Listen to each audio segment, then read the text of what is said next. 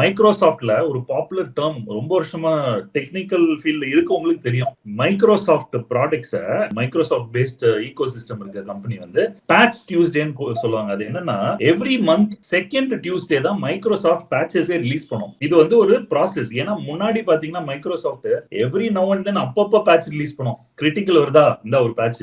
But Microsoft என்ன பண்ணாங்கன்னா with time understand பண்ணிட்டாங்க, ஒரு பேட்ச் நம்ம ரிலீஸ் பண்ணா நிறைய ஆர்கனைசேஷன் அதை ஃபிக்ஸ் பண்ணோம்னா நம்ம எவ்ரி மந்த் ஒரு டேட்னு வச்சு அந்த டேட்ல பண்ணுவோம் அப்படின்னு. அதனாலதான் மைக்ரோசாஃப்ட் பேட்ச் டியூஸ்டே அப்படின்னு சொல்றாங்க. பட் வேர்ல்டு பூரா இருக்க அட்டாக்கர்ஸ் இந்த பேட்சை டியூஸ்டே டவுன்லோட் பண்ணி அவங்க சிஸ்டம்ல இன்ஸ்டால் பண்ணி அந்த பேட்ச் எப்படி ஒர்க் ஆகுதுன்றத ரிவர்ஸ் இன்ஜினியர் பண்ணிட்டு நெக்ஸ்ட் டேவே பாத்தீங்கன்னா வெனஸ்டேவே நிறைய சிஸ்டம் இன்ஸ்டால் ஆயிருக்கும்னா இருக்காது அந்த பேட்ச். அதனால அட்டாக்கர்ஸ் வந்து எக்ஸ்ப்ளாய்ட் வெனஸ்டே அப்படின்னு சொல்றாங்க. அதாவது இருக்க பேட்ச் எப்படி ஒர்க் ஆகுதுன்னு கண்டுபிடிச்சு அதை வச்சு எக்ஸ்ப்ளாய்ட் பண்ணும். இதுதான் அட்டாக்கர்ஸோட ஐடியா.